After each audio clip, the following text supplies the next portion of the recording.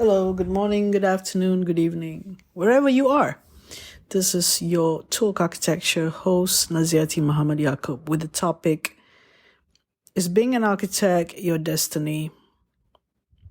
Now, this continues with the last podcast on work-life balance for the architect, in which we need to ask questions regarding the architect identity.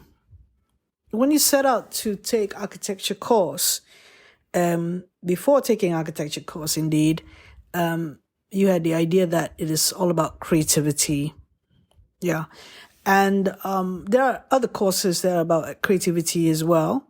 For example, for doing fine arts, graphic arts, dance, music, even cooking, or being a chef, and fashion design or the other design disciplines as well. So why is architecture being considered to be a creative discipline? I mean, it is also included in creative professionals or under the creatives that as we know it. But some do creativity work eventually as an architect, such as small projects or like a bungalow or smaller projects that you can control on site from design to the site. Of course, we can also say that people who do design in the design department of a big company also do something which is more creative than someone who works on the site and the other end of the project, so to speak, where the processes are to do with working out the details and working out the integration of the various elements of the building together so that it can be built and it can work. So if we're saying that architecture or being an architect is not really a creative endeavor, it's not really a profession that is to do with being creative, then why do we say that at the beginning before we set out to take architecture course? Now, of course, I'm giving the scenario that is most obvious to many of us working in the architecture field, because there have been questions by some of my clients with regard to, like, I thought that it could be enjoyable, architecture could be enjoyable, but at the end of the day, yes, you do make some money, but is it worth that amount of money and the amount of grief that you get with regards to, not all, but some clients, and also the fact that you have to deal with a lot of people and problem solving and laws and regulations and so on if you're a professional architect. So for those who figured out that architecture, eventually that being an architect is to do with more like partly you're also somebody who has to deal with the rules and regulations and so on, and project managing, and also to do with managing other people, and to do with finances and so on. So people will say, why are you at the university keep on doing all this, teaching the students creative stuff, but the students are not learning about finances, not learning about professional practice enough, and then we have to train them. Okay, putting aside that argument, eventually a student of architecture would realize that when they get to the fourth or the fifth year that architecture is about doing all those other stuff and not just creating. But also there's a lot of architects that say, no, I mean, do whatever you want to do in architecture school, open your mind up, read up on things, and explore subject matters and so on. That has to do with the creativity, arts and humanities, and don't worry about it until when you come to when you're in a practice where you can pick up things and then you can find yourself and choose to do what you want to do. Is that fair to do that as well, where people are not really understanding that architecture is not a creative sort of discipline in practice. What has architecture become is because that's the way it is. It's the way the construction and market demands and property development and that's how society is in terms of the built environment. That's how it is. Some people work in local authorities and deal with customers and people applying for planning permission. I mean, there's all sorts of roles that one can take. It's just a job, really. So, but are we being honest to younger people who, I'm just looking at one thing. That is, are we being honest to younger people who think that architecture is all being creative? It's just like architecture is just like graphic design, or architecture is just like fine arts. Architecture is just like music. Is it fair that we're not telling them firsthand, even before they apply to be an architect, about this? Because after 3 years, they got to finish that 3 years, and then they will go and find their way to do something else. Or if they're talented enough, they could do something else like music or drama or graphic design or so on. But for those who are not so inclined to the arts, but they think that they're going to do architecture as creativity, so they're the ones who realize that, okay, no, I've got to make a decision. But would you be saying that if you're a lawyer, or would you be saying that if you're a doctor or engineer and so on? So architecture is not really equitable to some of these other professions, which are very kind of like specialized in a way, like lawyers, doctors, and engineers. But of course, lawyers also end up being other things as well. And people who study psychology could end up working in business. And so do people in architecture. So we would say that architects, or the architecture course, is similar to a business course or other courses like psychology, where you can fit into anything else, but not necessarily similar to what specialized courses are like engineers and doctors. So the question about this is the identity of the architect, and how the architect could still maintain being an architect, maintain being in the construction industry. We say it's the architecture industry? No, we're saying more about the construction industry or the property development industry. So the architects stay in those industries and find themselves in there, but do they identify themselves as architect? So in the industry, the architect, which is a professional identity, we're talking about the professional identity who has gone through those rigorous examinations in their country and became a registered professional architect. So the people who have gone through that process identify themselves as an architect, but not the same identification that you had felt earlier when you were in architecture school.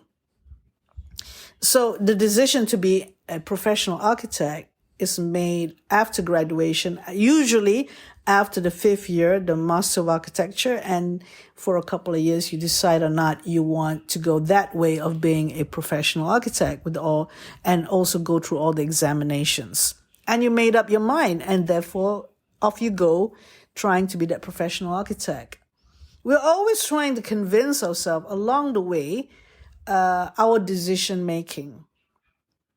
It's quite obvious that, it's very obvious, that, I better choose the right words. It is very obvious that we have to make a series of decision making. I had to do so myself. And in making so, I lead myself to a certain position where I am now. So I do practice universal design specialization, not that rigorous in my marketing, but I do provide assistance and a service to that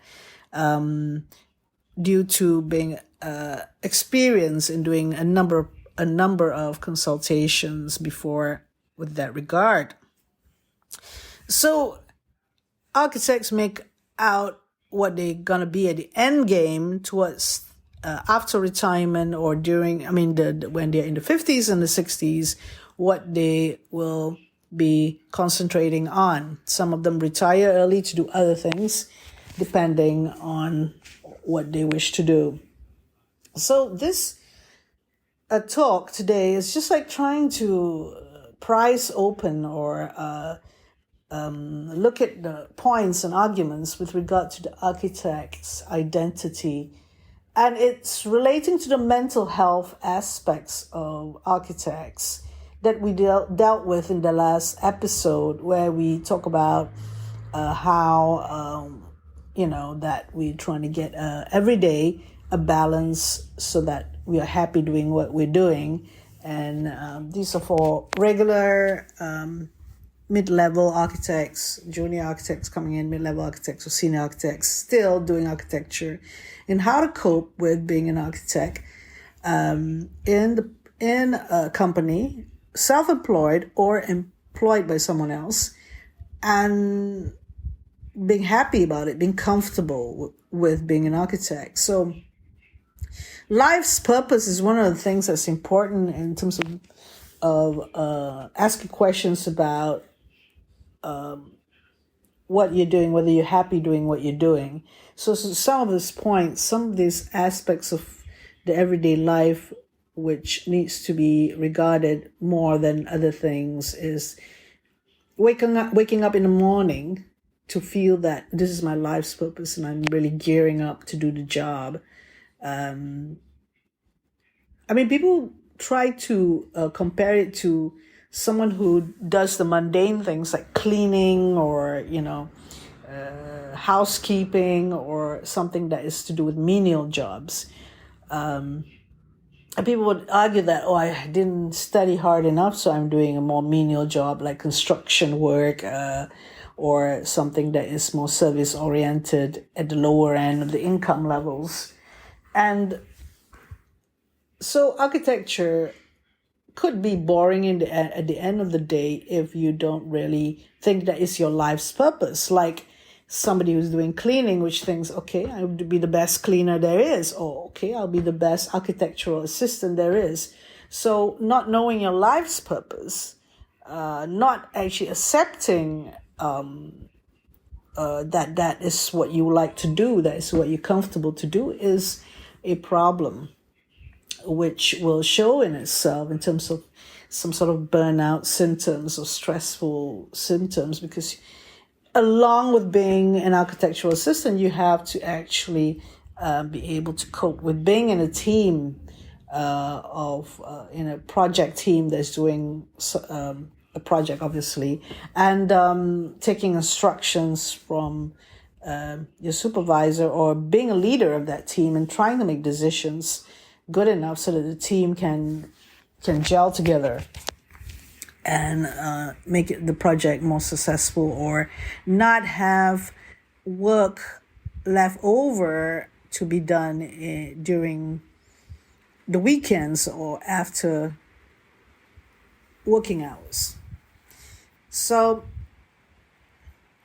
it takes a lot from the whole office to actually recognize that, of course, in terms of a work-life balance, and not observing some struggles that some of the team members have, and seeing that perhaps that has to do with not able to cope with the stresses and having burnout symptoms, such as being overwhelmed or fatigued from overworking.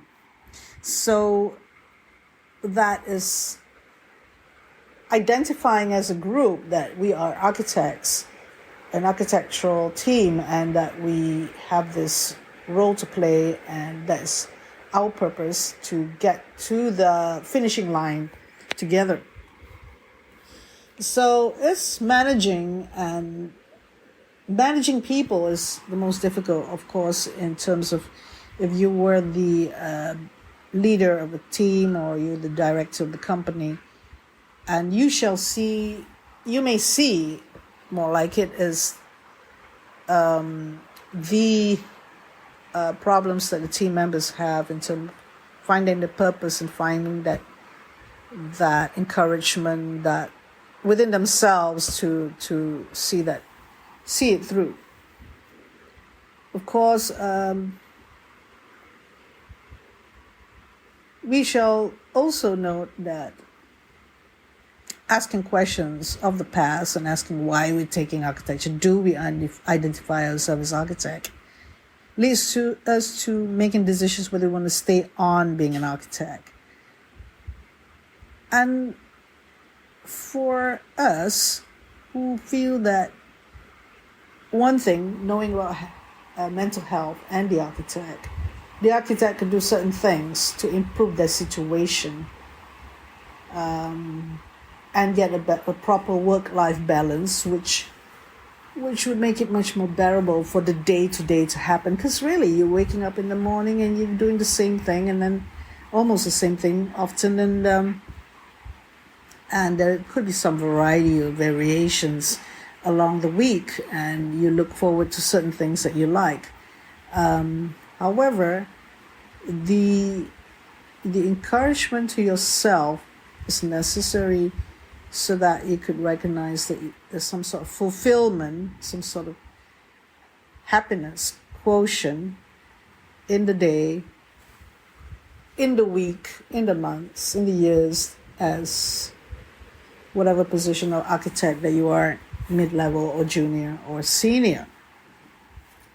So identity of the architect could be helped by expressing oneself better with the arts, other artistic pursuits, other creative pursuits. And you can see the balance into, you don't take architecture too seriously, or you don't take yourself that seriously, in the sense that you know that that's so much an architect can do in the industry. And when you look at your life, you can see your life whole rather than bits of it. When you see your life whole, if you're a family person, if you're a person who has to be caring for other people, or that you have responsibilities beyond yourself, or that you're only responsible for yourself, that you see that wholeness of what you are from the day to day, and which helps with the work-life balance and overall the mental health of yourself and other health issues that may arise, which would help with relationships with relationships at work and relationships outside of work. I mean, it's not about being bearable. It's not putting your nose above the water or survival. It's about looking at it as a whole life. I mean, could have some issues where you need to trash it out with the therapist, but we're talking to those generally who finds it could be suffocating or could be overwhelming what you're doing, and how you have issues in communicating with other people about your plight, about not knowing what to do. I mean, I'm not putting an age or whether you're senior or mid-level or junior that you will have these problems, and often it goes with more intuitive approach to life, with less of understanding about your feelings, or being aware of them, that you could actually recognize them and actually get help or assistance to overcome if there's any problems or predicament. And you would know yourself whether you're in an architecture company or an office that is not really taking care of you, or meaning that they would overload you with work or expect you to do work like a robot, something like that. So hence, we are coming to the point where identifying yourself as an architect and accepting the fact that this is a job, really, and that you're separated from your job could assist you in actually getting a much more wholesome life.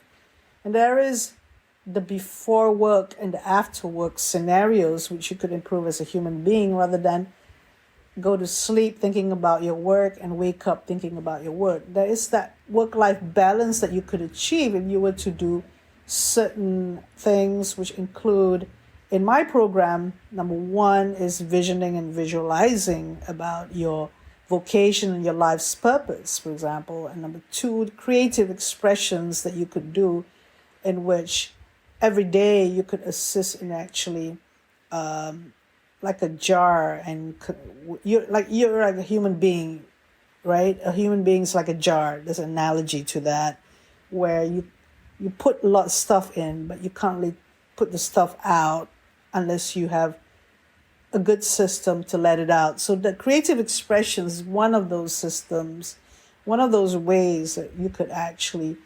have a much more balance in your life. And the third one is actually getting a tempo of the everyday life where things are manageable and things are a bit wholesome rather than stale or, not getting satisfied.